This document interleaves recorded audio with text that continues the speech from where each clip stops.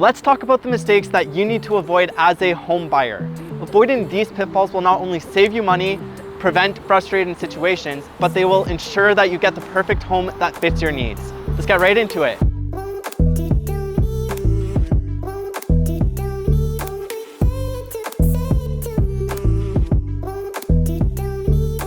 Mistake number one is not getting pre-qualified. Now, before you even start house hunting, the first and most crucial step is getting a pre-approval for a mortgage. Now, this is important because when you talk to your lender, you get a clear idea of what budget you're working with, and it helps you avoid disappointment later on.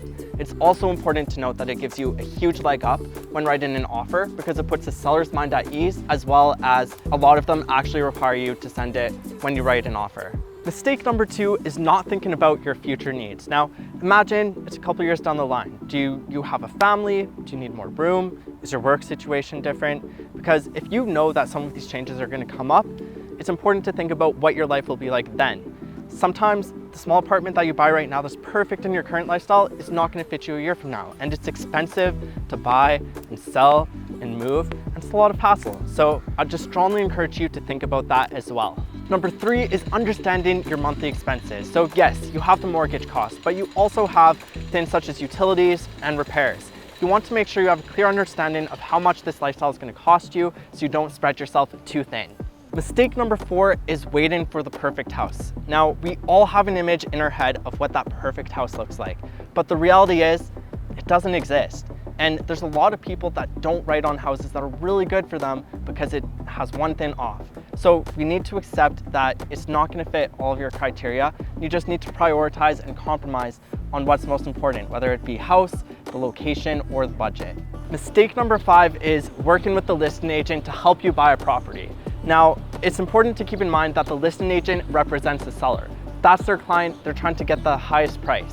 It's important to work with a buyer agent because they'll have your best interest at hand, negotiate on your behalf, as well as guide you throughout the process. A lot of people work with the listing agent because they think that they'll get a deal and save money, but that's not always true because the listing documents the seller signs actually states that they're going to pay the commission, and sometimes the listing agent will just take the full commission anyways.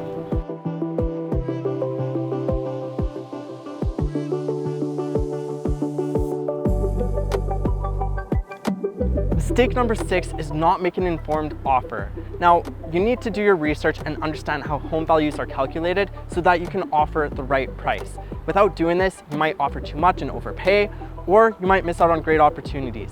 It's important to make a good offer that fits the market that you're in. Buyer mistake number seven is acting too quickly or taking too long to act. So it can be challenging to find a home, and it's very tempting to find the perfect one. But in a hot market, good homes that provide value will sell quickly. So it's important that you act decisively, but you also weigh out your different options. You need to strike a balance between the two. Mistake number eight is getting too emotional about the decision. Now, obviously, this impacts your life in every way, and it's very important. But it's important to detach emotions from the purchase of the home because you don't want to do something when you're angry or super excited and regret it later on. You don't want to have buyer's remorse, so it's important to stay logical and make sure it fits your needs. Home buyer mistake number nine is trying to time the market. Now, no one can time the market. It's impossible. If you could, you would be a billionaire. And I know a lot of home buyers and investors that have waited, hoping prices will decrease or hoping interest rates would change. And we can't predict these things. And those same people, I've seen them miss out on opportunities that are now much more expensive, selling for much more, and the interest rates also went up. So if you find a home that fits your needs and your criteria, it's time to act. Don't try to figure out the market. Home buyer mistake number 10 is thinking that you need to buy a house.